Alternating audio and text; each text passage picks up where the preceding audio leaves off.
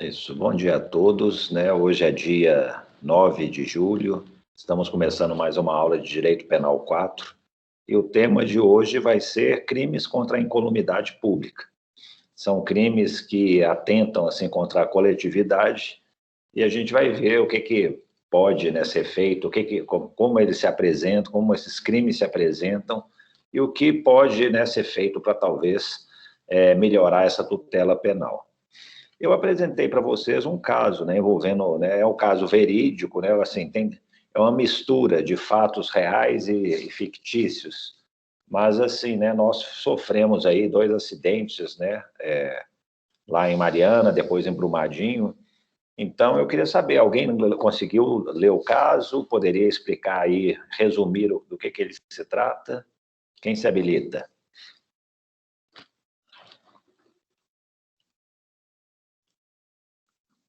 Posso explicar, professor. Vamos lá, então. Conta a história do caso do rompimento da barragem de Mariana, dia 5 de novembro de 2015. A barragem é de Fundão, na verdade, mas fica no município de Mariana. E aí conta que o representante da empresa, o Joãozinho, ele teve uma série de reuniões em que ele tinha conhecimento sobre a possibilidade de rompimento e que daí ele tinha a possibilidade, né, de evitar e tinha o dever também por ser o representante da empresa. Mas mesmo assim ele se omitiu, não fez nada. E aí fala que é isso. André, tipo assim, aí acabou que ele foi acusado, né? Quais crimes, assim, em tese, que teriam sido praticados? Você se lembra? Fala que ele cometeu o artigo de homicídio, acho que mais de 19 vezes. Aí tem um crime de lesão corporal grave também. Uma pessoa que teve o braço amputado. E teve dois crimes contra a incolumidade pública, de inundação e de desabamento. E todos eles cometidos em concurso formal, quando é uma mesma ação ou omissão que comete todos os crimes. Ótimo. Mais alguma coisa, pessoal, para complementar? Ou, ou já o André passou? Ah, Ele também foi acusado por 3 crimes da Lei de Crimes Ambientais. isso, também teve isso, né? 3 crimes da lei de crimes ambientais. Pessoal, e realmente isso aí aconteceu assim, né? Foi oferecida uma denúncia, eu simplifiquei a denúncia. A denúncia apresenta muito mais crimes ainda do que esses. E assim, foi uma denúncia longa, acho que quase mais de 200 páginas, mas assim, que se revelou meio, não digo um fiasco não, mas a acusação principal, nós vamos ver o resultado dela, o que aconteceu. O plano era que vocês, né, pensassem numa defesa, que poderia ser alegado em benefício dele. O que vocês assim me contam assim brevemente? Pensaram em alguma coisa? O que vocês poderiam argumentar a favor dele? Professor, eu pensei em 2 coisas. Primeiro, acho que o mais importante é desclassificar esses crimes de homicídio e de lesão corporal, porque eles nem têm razão de ser. Os crimes de perigo, no caso de desmoronamento e de inundação, eles têm o resultado morte previsto, pelo que eu vi no Código. Então, assim, inclusive resultado doloso de morte. Então, não tem por que ele ser acusado por homicídio de forma separada. Pode ser só pelos crimes de contra a incolumidade pública, que a pena é bem menor, é de 3 a 6 anos, se eu não me engano.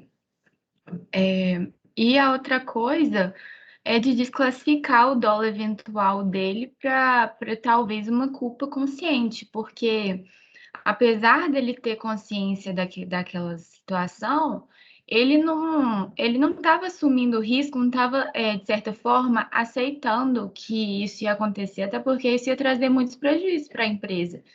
Então, eu acredito que, de certa forma, seja uma coisa que ele acreditava que podia acontecer, que ele sabia que podia acontecer, mas ele acreditava que não ia. Que no caso seria uma culpa consciente. Isso aí diminuiria a pena dos crimes contra a incolumidade pública. Acho que a pena máxima já seria 3 anos. Então, acho que seria isso a defesa. Boa, Letícia. Ótimo. Alguém tem mais algum argumento? Ou a Letícia meio que resumiu tudo? Aqui, ó, pensando no que a Letícia falou, assim, as implicações práticas, né? Ele provavelmente, sendo acusado por 19 homicídios, né, dolosos, mais uma lesão corporal grave e outras infrações, ele ia ser julgado pelo tribunal do júri, né? Então, assim, teria um juiz que avaliasse se realmente era caso de, né, de procedência, assim, preliminar dessas acusações, e caso fosse, seria submetido a júri, teria um julgamento pelo júri, 7 jurados iam decidir se ele era culpado ou inocente. Se por acaso essa tese da Letícia for acatada, já não é mais um crime doloso contra a vida, né? Seria assim, o homicídio, a lesão corporal, seria resultado, né, do crime contra a incolumidade pública. E aí vai ser julgado só pelo juiz singular. Outra questão, essa questão do dolo eventual, culpa consciente, né? Às vezes é difícil, né, de avaliar. E acho que às vezes o pessoal até exagera nas acusações. Eu me lembro uma vez, isso aí tem muito tempo, né? Houve um acidente com um avião da Gol. Tinha um jatinho Legacy, né, que eram americanos, tinham comprado, aí os pilotos vieram buscar no Brasil, eles estavam voltando para os Estados Unidos, aí lá na altura, lá, acho, da região amazônica, assim, né, aquelas infelicidades, o avião da Gol bateu na asa desse jatinho. O jato não aconteceu nada, continuou voando, mas o avião da Gol caiu, morreram 100 e tantas pessoas. Aí o que fizeram? Falaram que era um homicídio culposo. E aí um homicídio culposo não cabia prisão preventiva, não cabia nenhuma medida mais drástica assim, de direito penal. E aí os pilotos seriam liberados, né? E todo mundo falou, não, mas que absurdo, eles têm que ficar aqui e responder esse processo no Brasil, não pode não, isso é dolo eventual, não foi culpa não, é dolo eventual, eles assumiram o risco, eles deixaram desligado lá um aparelho que detectava a presença de ouro, não era o radar, não, acho que era o transponder que chama, eles deixaram desligado, assim, começaram a fazer teses. E eu fiquei pensando, gente, será que é dolo eventual mesmo? Eles assumiram o risco do resultado? Eles eram, então, suicidas, né? Porque eles estavam num avião, aí eles chegaram e falaram assim, ó, tá vindo um outro avião ali, ó, se acontecer um acidente, problema, eu não quero que aconteça, mas se acontecer, fazer o quê? E eles estavam, então, numa viagem suicida, kamikazes, né? E não foi isso, né? Na realidade, pode ter tido algum tipo de negligência, alguma coisa, e no final das contas, acabou que eles foram processados, a pena, né, muito pequena, foi um homicídio culposo mesmo, apesar de, né, mais de uma centena de mortes. Mas é isso. Então, assim, tem implicações práticas aí nessas classificações, né, de crime doloso contra a vida ou apenas como resultado da incolumidade pública, dolo eventual, culpa consciente. Mas eu acho que a Letícia falou bem. Eu acho que as teses mais importantes seriam essas mesmo. Deixa eu compartilhar com vocês aqui a minha apresentação para a gente poder discutir um pouquinho mais sobre isso.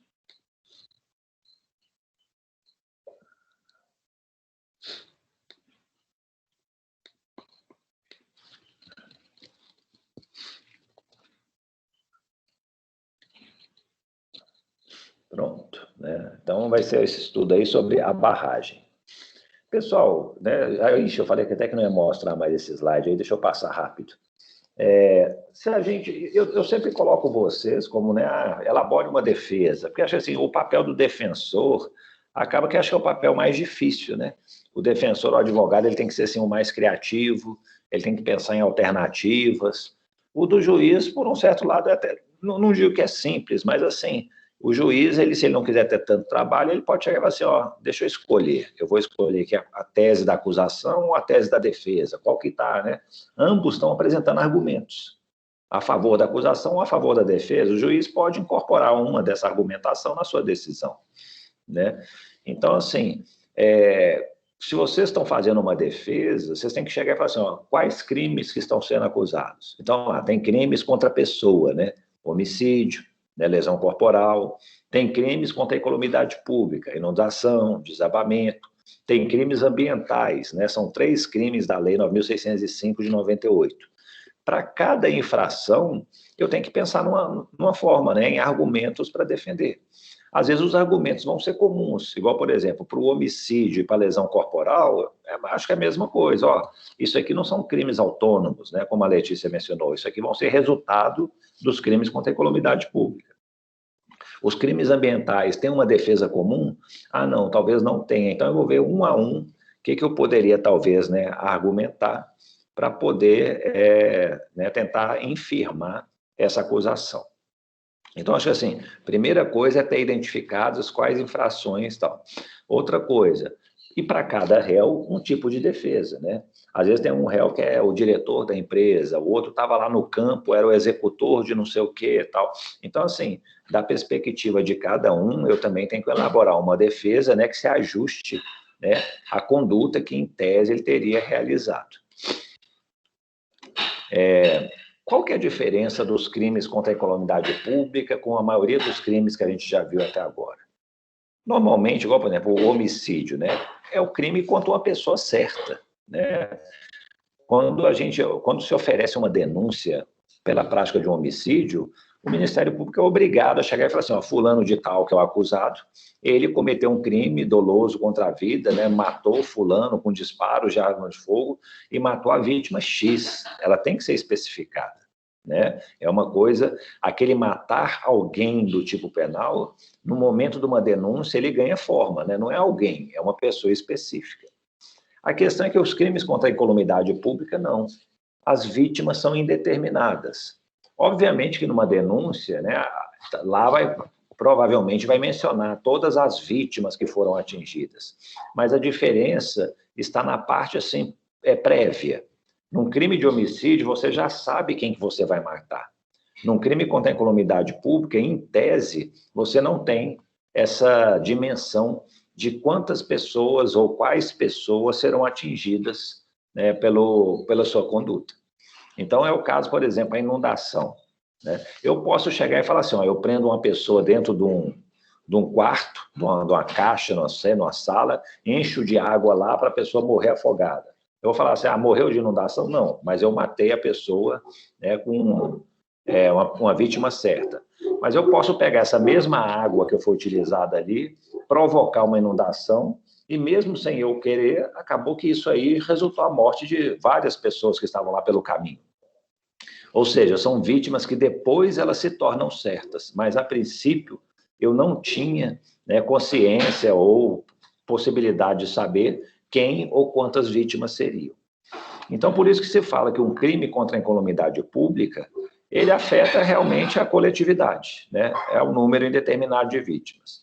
E o que a gente percebe também nos crimes contra a incolumidade pública é o seguinte: nós temos crimes de perigo abstrato, crimes de perigo concreto e crimes de dano.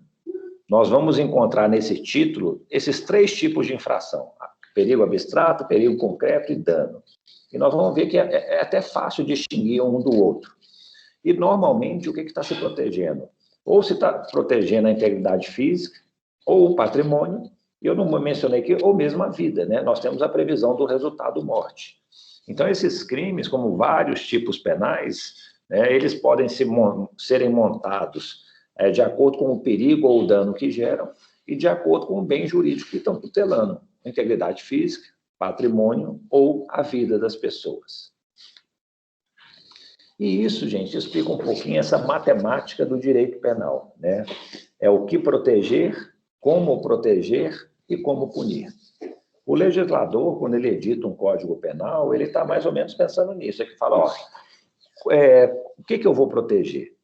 Quando ele fala isso, ele está escolhendo o bem jurídico. Ó, eu quero proteger a vida, eu quero proteger a dignidade sexual, eu quero proteger a organização do trabalho. Então, ele selecionou bens jurídicos. Normalmente assim que está funcionando o nosso Código Penal. Depois que ele escolheu o que proteger, ele pensa, agora, como eu vou fazer essa proteção? Eu vou fazer por meio de crimes de perigo abstrato, de perigo concreto ou de dano. E depois que ele estabeleceu esses crimes, né, o preceito primário lá, o tipo penal, ele vai chegar e pensar assim, agora, como punir? Normalmente, existe uma proporção de penas, né? Crimes mais graves merecem uma pena mais grave. As penas podem variar, pode ser só uma multa, pode ser pena privativa de liberdade, pode ser as duas, né? Então, é normalmente assim que o legislador atua. E se eu mostrar aqui um exemplo, gente, acho que fica talvez claro essa matemática aí do direito penal. Vejam vocês aqui, por exemplo, essa infração. nós temos aqui 4 tipos de infrações. A conduta do agente vai ser a mesma, mas vocês vão ver que assim, a proteção jurídica é um pouco diferente. Nós temos aqui o crime do artigo 15, né, da Lei do Estatuto do Desarmamento, temos o artigo 132, 129 e o 121 do Código Penal.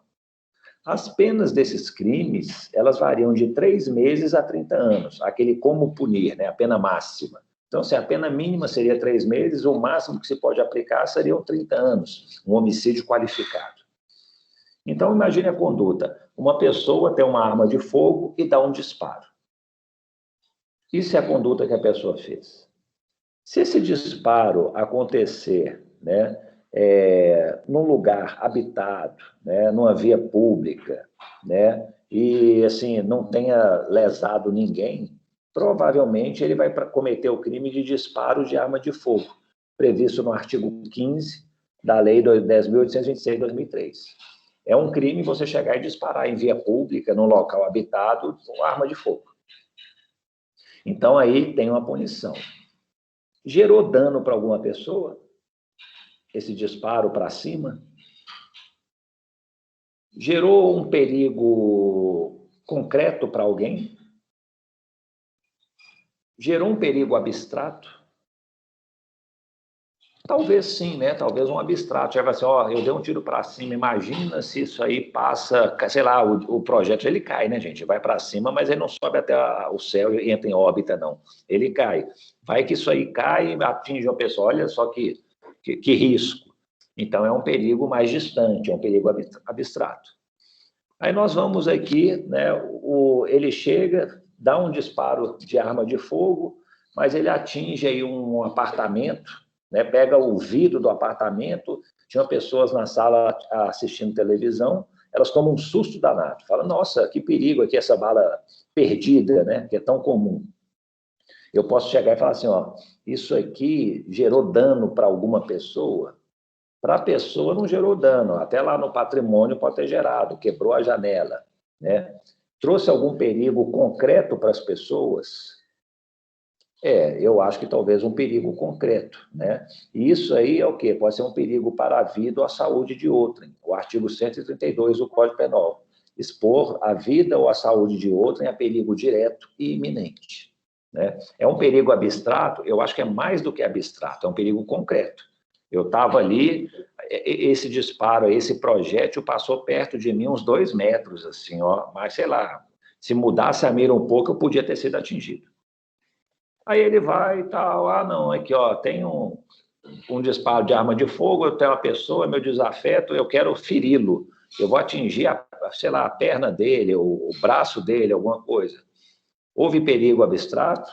Houve perigo concreto?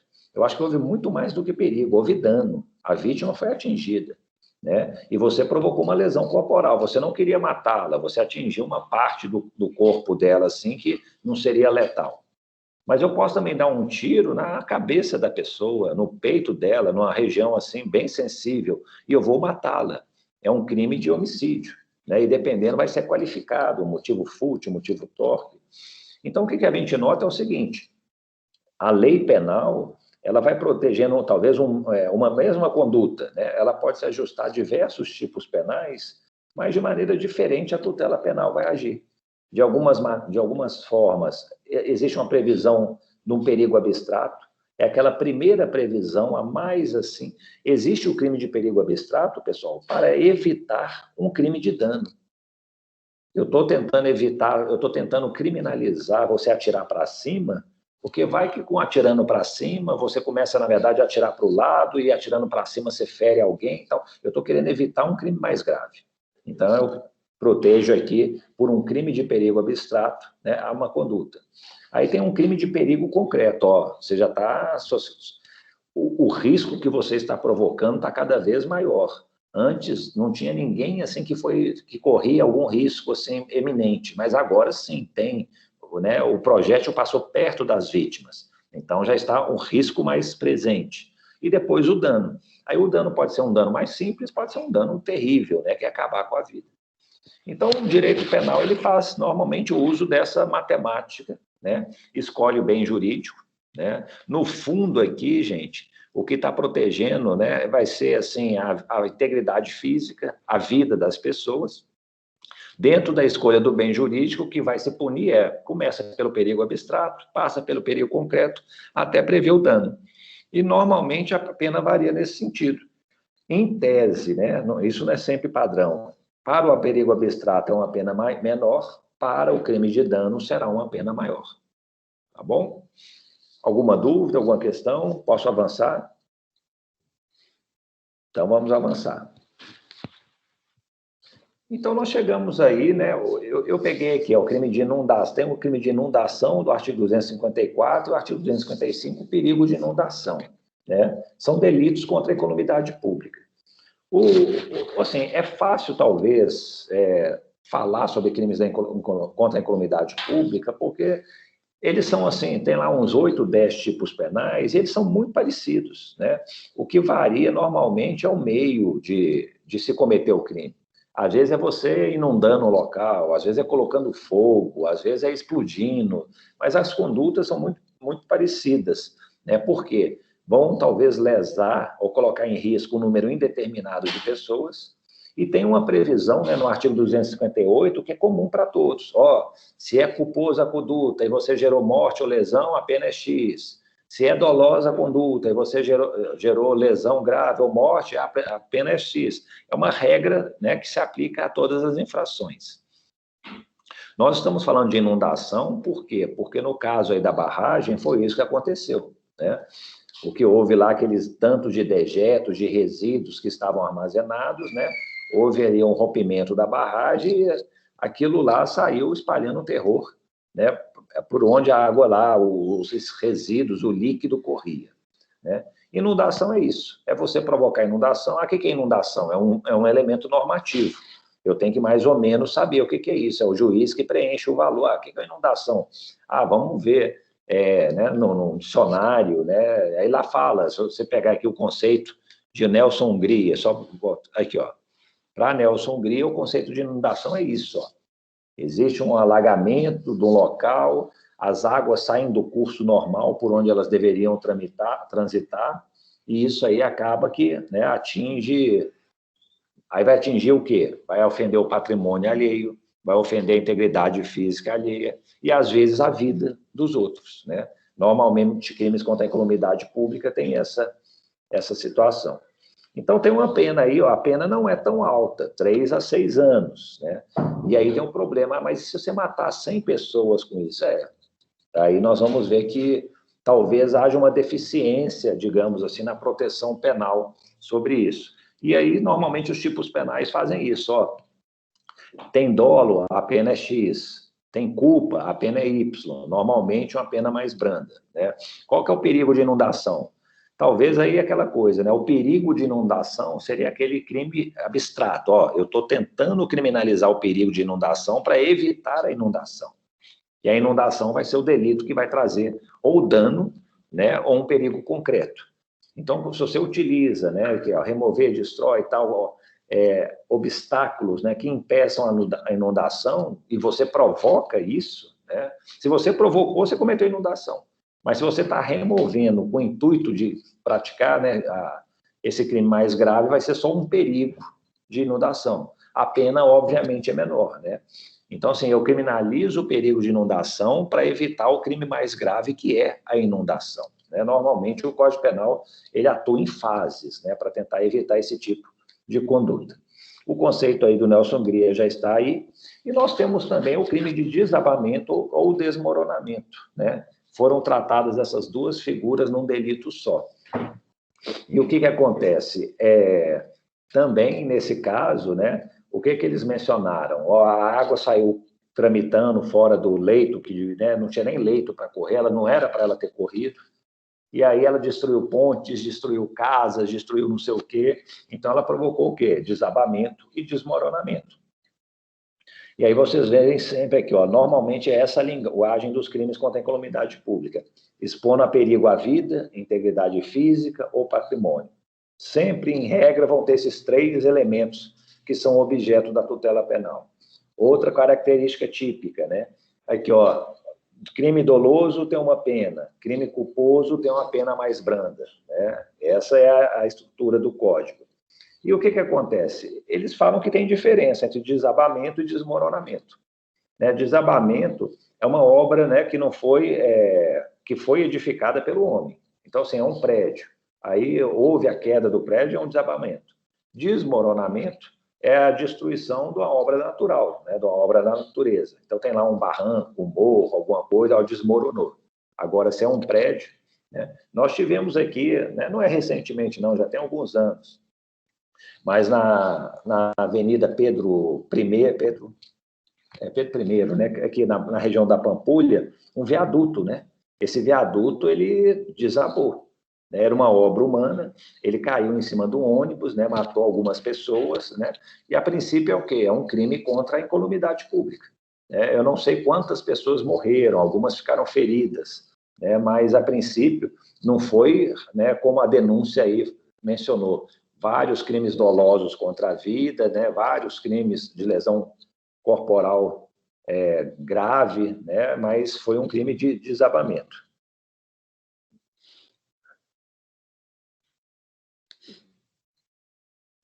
E aí, esse também, né, é o padrão do Código Penal. Né? O crime doloso vai resultar na natureza grave, plena privação de liberdade, aumento da mentalidade, resulta morte em dobro, se é culpa e tal. Essa é a estrutura do Código. Vamos falar um pouco, então, dos crimes ambientais também mencionados aí no nosso caso. O que acontece? Nós temos uma lei de crimes ambientais desde 98, né? Essa lei ela é estruturada aí em vários, é dividida em vários bens jurídicos. Então, por exemplo, eu estou protegendo a fauna, estou protegendo a flora, eu estou protegendo aí poluição, ordenamento urbano, tal. Então, nós temos aí a administração ambiental, vários crimes, são dezenas de crimes que se, né, dividem em cada um desses capítulos, né, respectivos. Então, assim, nós vamos ter normalmente crimes contra a administração ambiental. É quando você pratica condutas que vão impedir uma fiscalização ambiental, sabe? Vão dificultar a atuação dos agentes, né? Tem coisas voltadas mais para o meio urbano, crimes contra a fauna e flora é mais, né, no ambiente rural, assim, né, no ambiente que não é urbano, né, e por aí vai. Essa lei normalmente segue coisas do Código Penal, né, assim, os princípios básicos, mas ela tem peculiaridades, né? Por exemplo, nós temos aí excludentes de ilicitude específicas para os crimes ambientais. Aplica-se o do Código Penal. Nós vamos ter legítima defesa, estado de necessidade, exercício regular de direito, cumprimento de dever legal, sempre pode ser aplicado.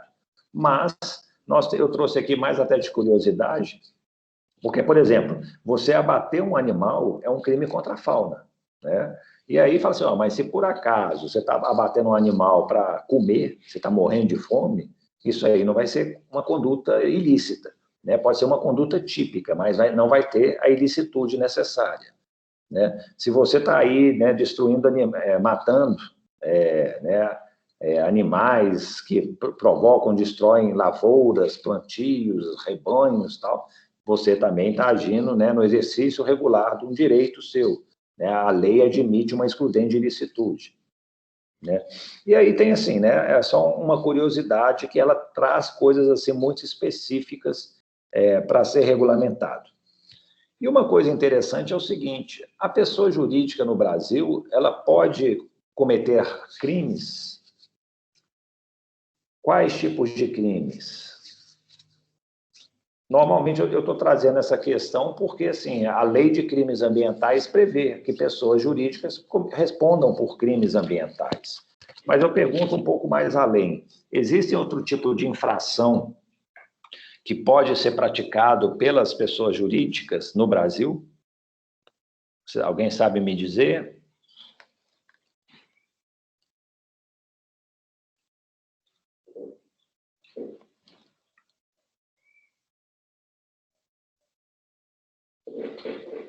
Não? Na verdade, né, acho que o silêncio de vocês foi um silêncio sábio, realmente não. Não tem outros crimes que uma pessoa jurídica comete aqui no Brasil. Mas, assim, essa é a nossa regulamentação doméstica, né, interna. Em outros países nem sempre funciona assim. E isso aqui que eu trouxe, né, é o que é manslaughter, eles chamam lá, é um homicídio, né, mas é um homicídio assim que não é aquele homicídio doloso. Então, assim, lá na Inglaterra foi editada essa lei em 2007, que ela pune empresas pela prática de homicídios, né, de crimes contra a vida. Aí você chega, nossa, mas eles têm uma regulamentação lá que, no fundo, o que acontece? Quem responde realmente pelos crimes vai ser a pessoa física, né, que é a responsável pela empresa. Mas a empresa, ela também sofre punições. Então, assim, ao mesmo tempo, o presidente da empresa pode ser preso por um homicídio que aconteceu no âmbito dela, né, provocado, um acidente de trabalho, digamos assim. Então, esse acidente de trabalho pode gerar responsabilidade do presidente da empresa.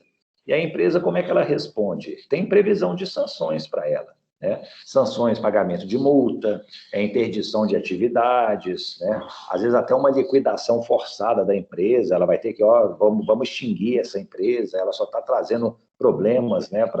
Foram muitos crimes praticados, né? Muita negligência nisso aí. E aí o que acontece? No Brasil, isso só vai se aplicar para as pessoas jurídicas em relação a crimes ambientais, né? Nós não temos outro tipo de responsabilidade penal de pessoa jurídica que fuja dos crimes ambientais. Na verdade, tem muita gente que, mesmo assim, contesta a possibilidade de se aplicar a responsabilidade penal às pessoas jurídicas nos crimes ambientais.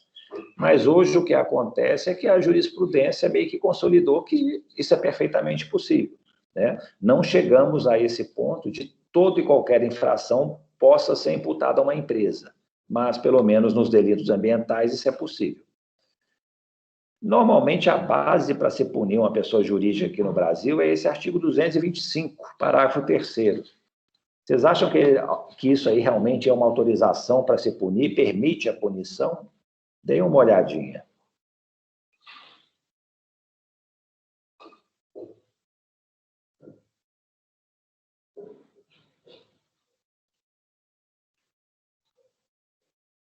É claro aí que se permite? O que vocês acham, ou não? Diga, Marcos.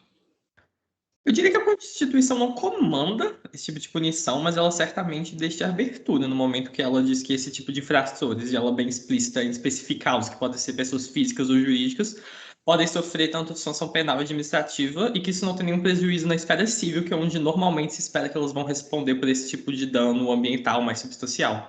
Então, eu acho que, na verdade, ela criou esse espaço para ter essa outra punição que não punição, né? Mas esse outro tipo de ação fora da esfera civil. Não, perfeito. É de legislador, fazer ou não, é claro. Aqui, mas sabe aqueles que... Porque, assim, nós temos muitos dogmas, né, no direito penal, no direito em geral, né? E, às vezes, o pessoal não quer, assim, mudar o que já existe. E aí, os autores que são contra essa responsabilidade penal da pessoa jurídica, eles chegam e falam assim, esse artigo justamente impede a responsabilidade penal. Como é que eles interpretam? Eles chegam e falam assim, as condutas e atividades, né, lesivas ao ambiente sujeitarão os infratores, pessoas físicas ou jurídicas, a sanções penais. Aí eles falam, isso aqui se refere a pessoas físicas. E administrativas, isso aqui está se referindo a pessoas jurídicas, independentemente da obrigação de reparar os danos. Então, a leitura que eles fazem, eu acho que é uma leitura meio forçada, é falar isso aqui, pessoas físicas, sanções penais. Pessoas jurídicas, sanções administrativas. Mas acabou que o que aconteceu? Independentemente desse pensamento, que não é, eu acho, o mais correto, foi editada a Lei 9.605, em 98. E chegou e falou aqui, a pessoa jurídica tem responsabilidade penal por crimes ambientais. E estabeleceu inúmeras condutas, as penas, tal, que nós vamos ver agora em breve, né? Então, é esse o fundamento. Uma coisa que é interessante nessa questão da responsabilidade penal da pessoa jurídica era o seguinte, o STJ, né, nesse recurso aqui de 2011, ele afirmava uma tese que era da dupla imputação. O que isso significa?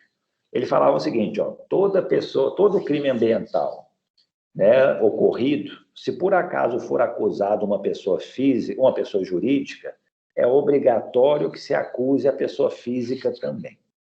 Ou seja, só pode haver acusação por crime ambiental se tanto a pessoa física quanto a pessoa jurídica estiverem lá como réus.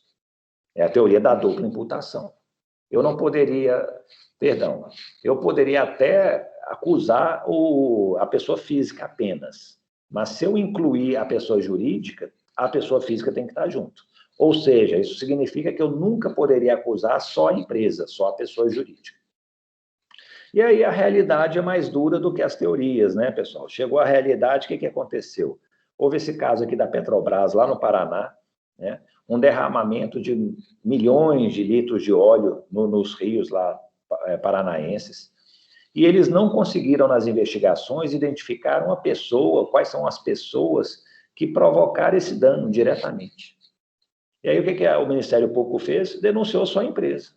Eu falo, ó, eu não sei quem é o responsável, a pessoa física, acho que era um conjunto de atividades, né? E aí, então, assim, eu não sou responsável, o que eu vou fazer? Eu vou denunciar a empresa. Aí chegou lá no STJ, o STJ, não, só a empresa não pode, tem que ser a pessoa física e tal. Mas era uma situação muito atípica, né? Imagine, então, significa que houve um crime ambiental, um dano gravíssimo, ninguém vai poder ser apurado a responsabilidade, a empresa não vai ter essa obrigação de ter que indenizar, de reparar esse dano, não vai sofrer nenhuma sanção por isso. Eles falavam, não, pode sofrer sanções cíveis, né? Uma indenização tal, mais penal, não. Aí esse caso chegou ao Supremo Tribunal Federal. E no julgamento desse recurso extraordinário, a ministra Rosa Weber falou, eu que dei esse nome aqui, ó, teoria da imputação independente, mas a essência do voto dela foi esse, falou, ó, pode sim, em determinadas situações, ser acusada só a pessoa jurídica, né? Nesse caso, a Petrobras é a solução, já que nós não conhecemos as pessoas físicas responsáveis. Então, assim, hoje, né, como eu costumo seguir muito a jurisprudência dos tribunais, prevalece isso, pessoal. É possível, sim, acusar apenas uma pessoa jurídica da prática de um crime ambiental, né? Já está afastada aquela tese que vigorou durante muitos anos aqui no país, de que obrigatoriamente tinha que estar pessoas físicas e jurídicas no processo. Hoje, pode estar só a pessoa física, dependendo do contexto, só a pessoa jurídica, independente a apuração entre um e outro, tá bom? Então, nesse caso, o que aconteceu? Nesse caso, a denúncia da barragem foi oferecida, né? Os crimes ambientais foram oferecidos contra o Joãozinho, contra as pessoas físicas, mas também a empresa, ela foi colocada como ré nessa ação. Então, as empresas, elas não estão respondendo pelo crime de homicídio, elas não estão respondendo lá pelo crime de incolumidade pública, mas elas estão respondendo pelos crimes ambientais. É o único tipo de infração, né, que pode ser imputada a pessoas jurídicas no país. E aí, né, o artigo 225, parágrafo 3º da Constituição, eu acho que ele dava aquela autorização, como o Marcos falou aí, né, para se punir uma pessoa jurídica. E aí esse artigo 3º da Lei 9.605 é muito claro, né, a respeito disso. Né? Elas são punidas em todas as esferas, administrativa, civil e penalmente. E o parágrafo único mostra também, claro, que ó, a responsabilidade da pessoa jurídica não vai excluir das pessoas físicas, né? Ou seja, cada um responde aí na medida de sua culpabilidade. Quais são as penas? No fundo, pessoal, isso aqui são penas, se a gente olhasse lá a lei de licitações, as penas que tem prevista lá, as punições administrativas, são muito parecidas com isso aqui, ó. Ó, vamos suspender as atividades, vamos interditar o funcionamento, vamos proibir a contratação com o poder público, a prestação de serviço à comunidade, às vezes fazer projetos, sabe, sociais, culturais, montar um projeto desse, e a pena de morte, né? Nós não temos pena de morte, aliás, nós temos pena de morte no Brasil, né? Mas só em caso de guerra declarada. Mas nós temos a pena de morte, que é a liquidação forçada de uma empresa. Às vezes aquela empresa, né, aí seria para casos extremos, ela acha que comete tanta falcatrua, tanta coisa ilícita, que acho que a permanência dela é mais danosa do que benéfica para a sociedade. Então, assim, na realidade, o que a gente verifica aqui é que isso aqui não é uma pena, né? Não tem prisão, você não prende a pessoa jurídica. Mas acaba que é uma forma de punição que foi intitulada como sanção criminal, muito embora, né, revele traços aí de punições de caráter administrativo. E aí vem a responsabilidade do Joãozinho, né, do diretor. No fundo, pessoal, ele não foi lá na barragem, né, assim, abriu uma comporta lá e começou a sair os resíduos. Ele não foi lá e jogou uma bomba que explodiu a barragem para poder, né, fluir o líquido. Ele, na verdade, está sendo acusado por omissão. Aqui, ó, ele sabia da situação, ele podia ter tomado providências, ele tinha um dever, né, de evitar que esse resultado acontecesse, mas ele não fez nada. Então, é uma forma de acusar, né, os chamados crimes comissivos por omissão. Precisaria, em regra, de uma ação, mas o tipo penal aceita que ele seja executado cruzando os braços, né? Exemplo clássico, ó, a mãe pode matar uma criança recém-nascida esganando ela, privando ela, né, de oxigênio, mas ela pode também deixar de alimentar essa criança. Ela só cruza os braços, a criança vai definhando, passando fome e morre por inanição. É um homicídio doloso que ela teria praticado, né? Então, o tipo penal, acaba que a acusação lá, pessoal, foi qual? Foi o artigo 13, parágrafo 2º, qual das alíneas? A, B ou C? Quem pode me dizer?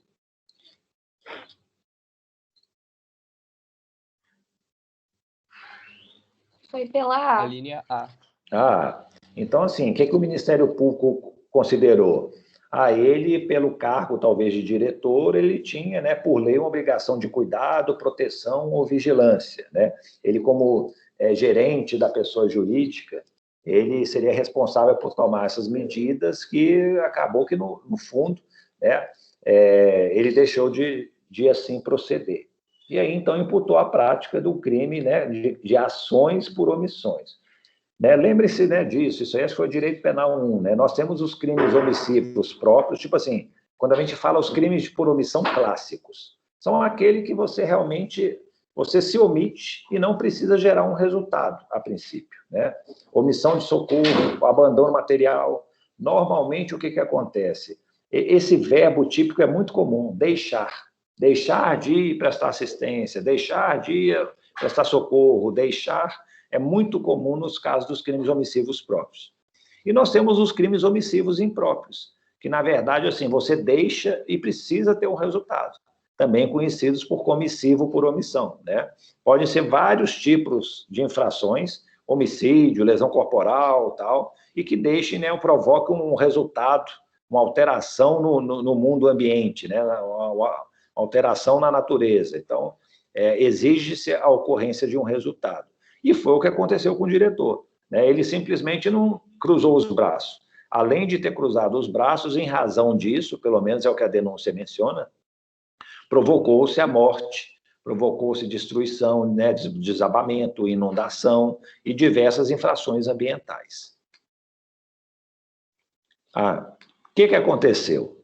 Em resumo, pessoal, eu estava conversando outro dia com um advogado, ele falou assim, nossa, eu adoro quando vem essas denúncias enormes, sabe, assim, de 100 páginas, 200 páginas, porque tem tanta coisa escrita ali, para você pegar aquilo ali e começar a fazer confusão, né? Chegava assim, não, isso aqui, mas mencionou isso aqui, papá. Acho que quanto mais você escreve, mais chance você tem de refutar aquilo que está escrito, né? Que você está lá, você está dando muita margem para isso. Então, foi mais ou menos o que aconteceu. Essa denúncia, eu não sei se eu estou enganado, pessoal, eu acho que está lá disponível no Moodle, viu? Depois vocês dêem uma olhadinha, assim, só para vocês verem até o formato, nem recomendo assim a leitura, não, são mais de 200 páginas, é uma coisa assim, a não ser que vocês queiram realmente se inteirar sobre o caso.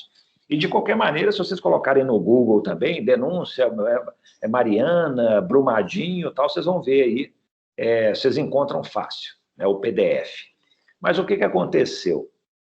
Uma denúncia que foi elaborada aí, um caso, né, tipo assim, muito importante, né, que provocou uma comoção social muito grande, danos significativos, né? Acaba que assim montou-se um grupo de procuradores da República, acho que até muito bons, competentes, Mas, assim, houve, parece que um erro crasso, né? Um erro, assim, grosseiro na denúncia.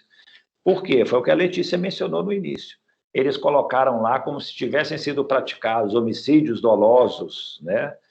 Lesão corporal dolosa como crimes autônomos, mas, na verdade, o que aconteceu, né? E o que realmente ficou subentendido na denúncia é que foi a prática de um crime contra a incolumidade pública, cujo resultado é a morte ou é a lesão corporal. E aí o que aconteceu? Depois de oferecida a denúncia, o juiz recebeu a denúncia, aí o juiz começou, né, a produzir provas, vai ouvir testemunhas, vai fazer interrogatório. Se ele achasse que era caso de se acatar a acusação, né, num primeiro juiz assim, preliminar, ele depois submeteria ao júri, o júri faria o julgamento. Só que a defesa dos diretores lá da, né, Samarco, da Vale, tudo, o que eles fizeram? Impetraram um habeas corpus no Tribunal Regional Federal da Primeira Região, né, falando que o juiz não deveria ter recebido a denúncia em relação aos homicídios. Isso aí, né, nos mesmos termos do que a Letícia falou. E o que o tribunal decidiu? O tribunal decidiu isso mesmo. Deem uma olhada aí.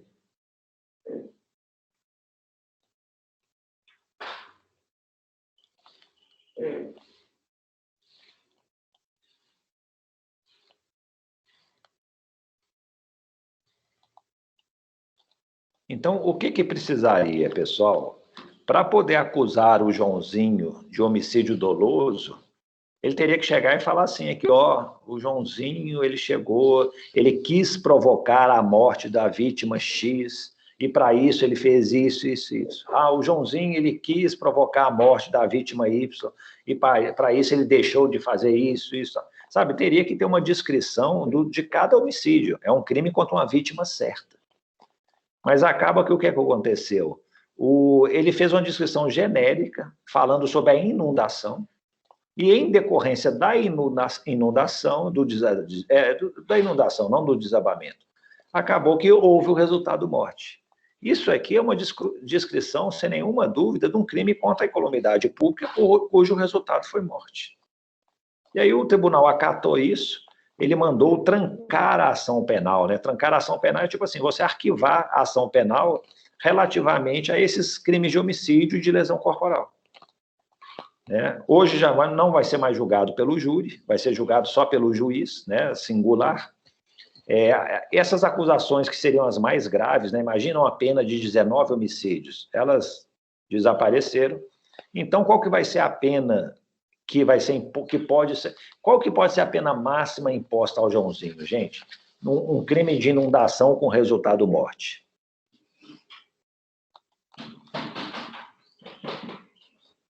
Vamos olhar lá o tipo penal de inundação, vamos considerar que foi doloso, e aí nós aplicamos o artigo 258.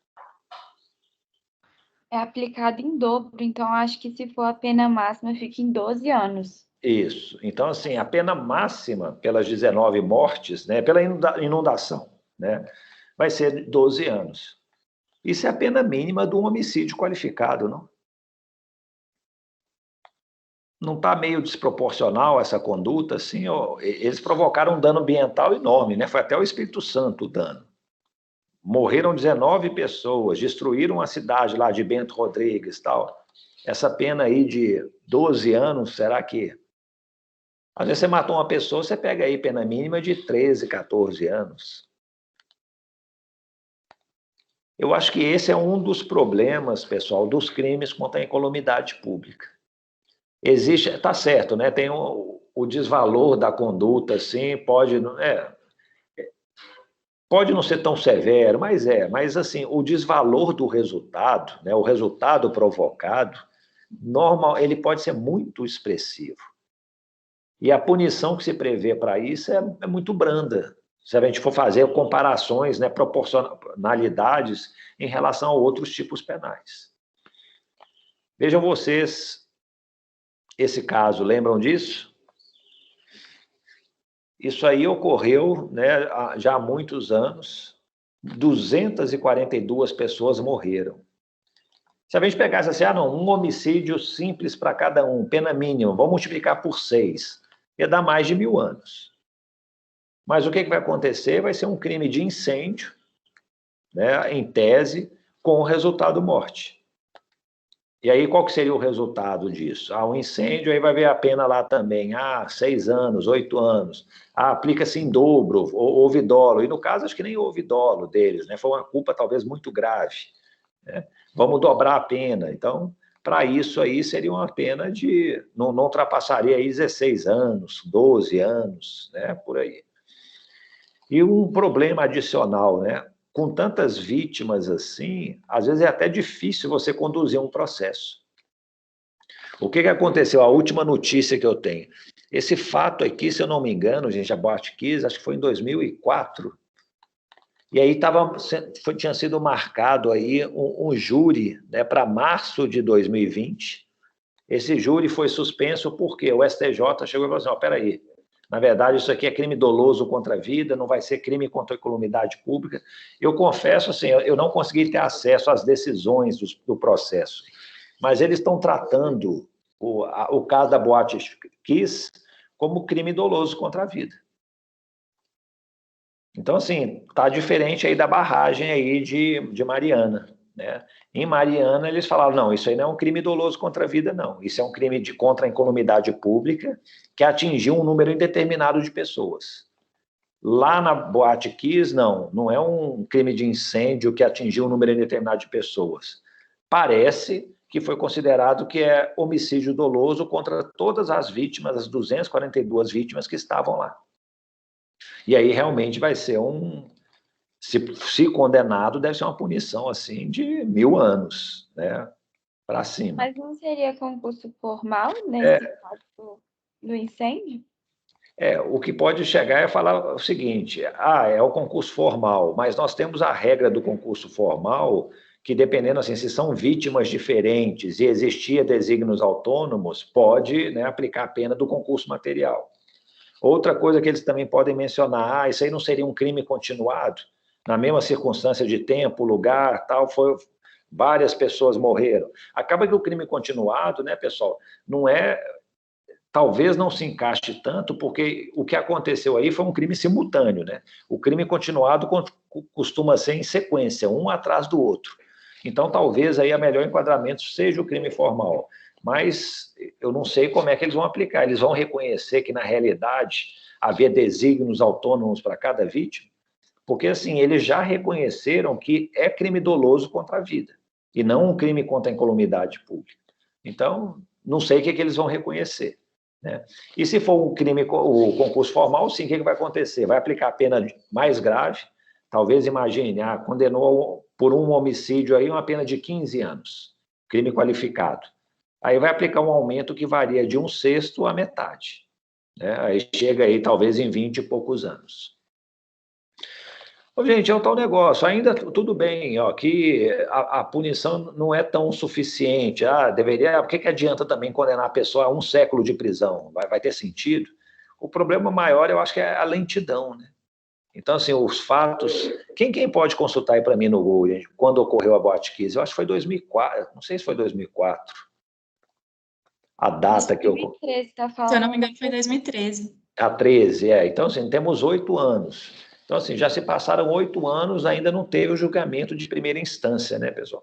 Uma vez julgado em primeira instância, provavelmente vai ter recurso para o Tribunal de Justiça, depois para o STJ, depois para o Supremo. Talvez esse prazo dobre, né, de 8 vira 16 anos. Então, assim, é muito ruim, né, você não ter uma resposta assim num tempo. Embora seja um processo mais complexo, né, com muitas vítimas, né, é ruim que né, tantos anos se passem para ter uma resposta do sistema de justiça. Mas para vocês verem, isso aqui é um assunto assim, não é tão tranquilo o enquadramento jurídico. Eu confesso para vocês que, tipo assim, a água e o fogo estão com soluções diferentes, né? Em se tratando de inundação, o que a justiça brasileira falou isso é um crime contra a incolumidade pública, as mortes foram resultado dessa conduta aí, dolosa ou culposa que seja. Agora, em se tratando do incêndio, eles falaram, não, isso aqui são crimes dolosos contra a vida. vai ser submetida ao julgamento pelo júri. É como se fosse um crime cometido individualmente, né? Como se o agente, no momento de cometer a infração, já soubesse quais eram as vítimas que ele estava matando. É basicamente isso. E, a princípio, eu acho que não era bem assim. É aquela infração em que realmente um número indeterminado de vítimas é atingida, descobrindo-se, né, a identificação, a identidade delas apenas posteriormente. Diga, André. Professor, você acha que nesse caso da Boate Kiss, eu não sei se o senhor sabe informar, mas que estaria sendo acusado de crime doloso contra a vida, os cantores que colocaram o sinalizador para cima e pegou naquele teto inflamável, ou o pessoal que fez a avaliação, que construíram, que colocaram aquele tecido inflamável em cima?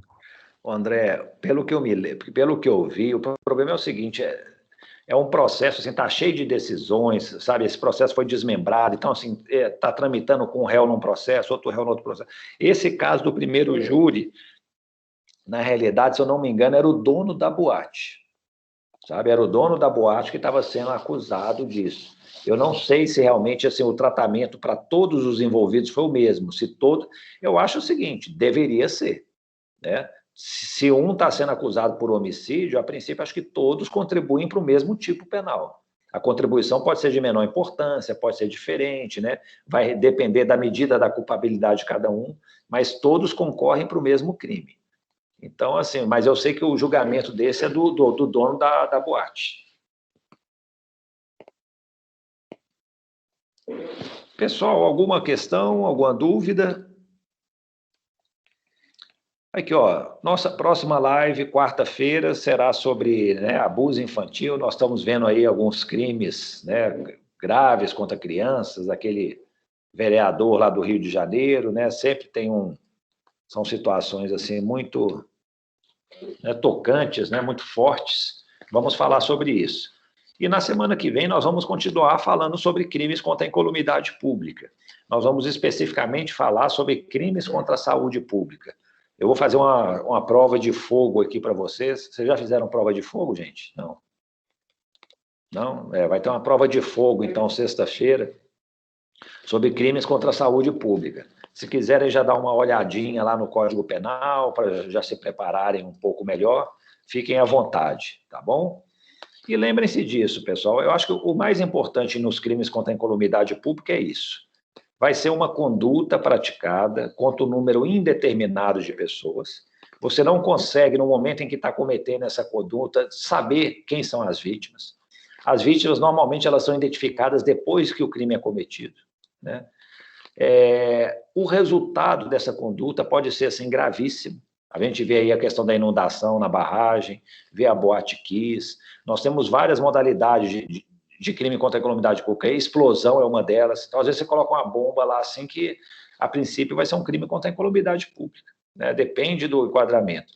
Mas, assim, é difícil, e acho que isso, a conduta praticada e o resultado gerado, né, a pena que se prevê para ele, às vezes guarda uma desproporção, assim, né, que às vezes você pode matar, sei lá, dezenas de pessoas, que a jurisprudência fica aí, acho que meio vacilante. O que isso, na verdade, é? Nós vamos reservar a punição da incolumidade pública para esse caso, ou nós vamos tratar como crimes individuais para poder aumentar a punição? Na realidade é isso, né? Na incolumidade pública, a punição é meio que concentrada, né? A despeito do resultado, os limites são baixos. Já no crime individual, se você somar a punição dos crimes individuais, a pena será muito mais elevada. Então, talvez por isso justifique algum titubeio aí da jurisprudência sobre o melhor enquadramento. Mas, em tese, acho que tanto na Boate Kiss quanto lá na barragem, eu acho que a melhor solução realmente é reconhecer a prática de um crime contra a incolumidade pública, do qual se resultaram várias mortes, né? Parece que é o melhor enquadramento. Tá bom? Alguma dúvida, alguma questão? Então tá, pessoal. Agradeço a atenção de vocês, né? Semana que vem a gente se fala e bom fim de semana a todos. Tchau, professor. Obrigada. Tchau, professor. Obrigado. Bom final de semana. Bom final de semana. Para vocês Obrigada, também. professor. Bom final de semana. Tchau. Tchau.